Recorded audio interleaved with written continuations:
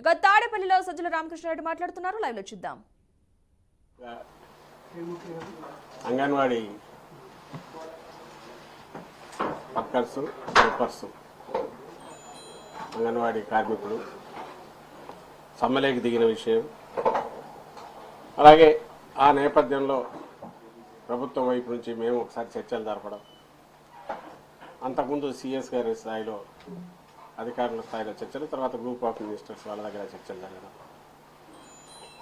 అందులో చాలా వరకు అంగీకరించి అమల్లోకి వచ్చి ఒక్క వేజెస్ దగ్గరకు సంబంధించినంత వరకు మాకు సమ్మతం కాదంటూ సమ్మెను కంటిన్యూ చేయడం అందరికీ తెలిసింది. దానికి సంబంధించే ఉన్న జీవో ఎస్మా తీసుకురావడం, ఎసెన్షియల్ సర్వీసెస్ వాటిని మెయింటైన్ చేయడానికి అవసరమైన ఆదేశాలు ఇవ్వడం, దాని మీద రకరకాల రాజకీయ భాష్యాలు, అలాగే వాళ్ళల్లో కూడా ఆవేదన వ్యక్తం కావడం, మా మీద ఎస్మా పెడతారా అనేది నేను చూస్తాను గత 2 రోజుల నుంచి.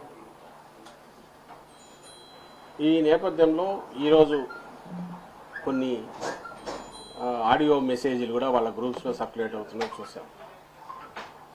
ఎవరైతే చర్చలకు ఆ రోజు వచ్చారో నాయకులు, అంగన్వాడీ వర్కర్స్ నాయకులు మాతో చర్చలు జరిపారు, వాళ్ళు ఆడియో మెసేజెస్ ఉంటే విన్నాం. అందులో ప్రధానంగా నాకు కనిపించింది రాజకీయ కోణం ఎక్కువ కనిపించింది.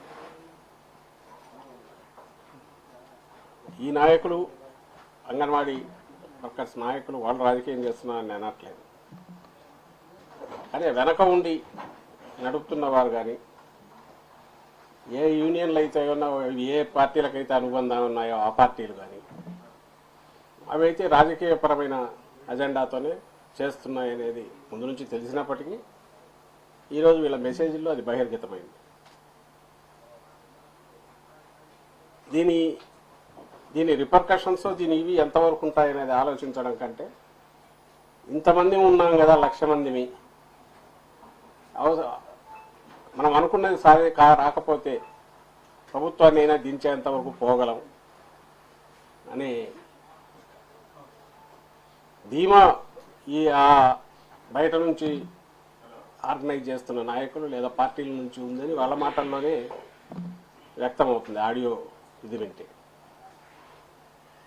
ఎగ్జాక్ట్లీ మేము ఏదైతే భయపడుతూ వచ్చామో, వాళ్ళను హెచ్చరిస్తూ వచ్చామో అంగన్వాడీ ఉద్యోగులు, అదే ఫైనల్గా జరుగుతుంది.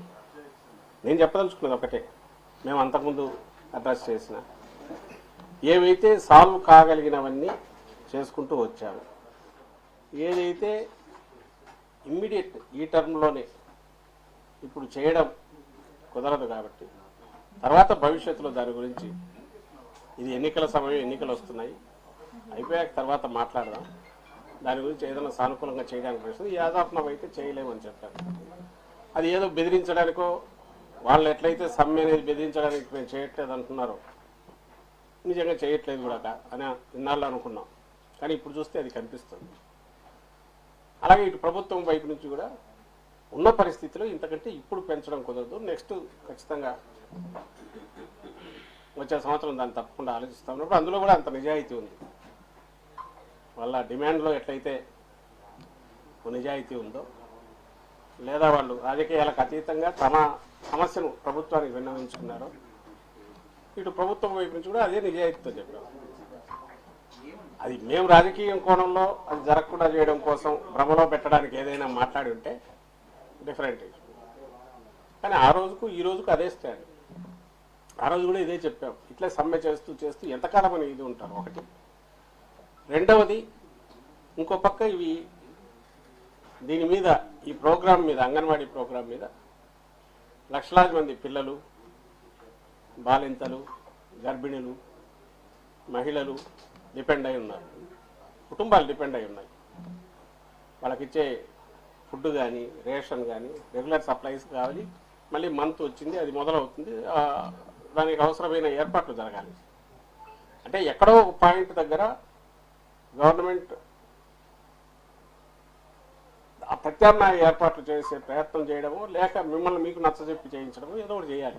ఆ నచ్చజెప్పే ప్రయత్నమే ఇంతకాలం జరుగుతూ వచ్చింది. రెండవది, ఇన్ని రోజులుగా చేస్తున్న ఎవరో ఎక్కడైనా సొంతంగా వాళ్ళ అత్యుత్సాహంతో ఎక్కడైనా చేసినది రేరుగా జరిగినాయేమో కానీ ప్రభుత్వం వైపు నుంచి ఏదో హెరాస్ చేయడము, బెదిరించడము, ఇంకోటి చేసింది అయితే లేదు ఇంతవరకు. అది అందరూ గమనిస్తూనే ఉన్నారు. అదే గతంలో చంద్రబాబు నాయుడు గారు ప్రభుత్వంలో ఉన్నప్పుడు ఏం జరిగిందో అందరికి గుర్తుంది. ఆ అసహనంతో జగన్మోహన్ రెడ్డి గారి ప్రభుత్వం ఎప్పుడు లేదు. అంగన్వాడీ ఉద్యోగులను ప్రభుత్వంలో భాగంగానే చూస్తున్నాము.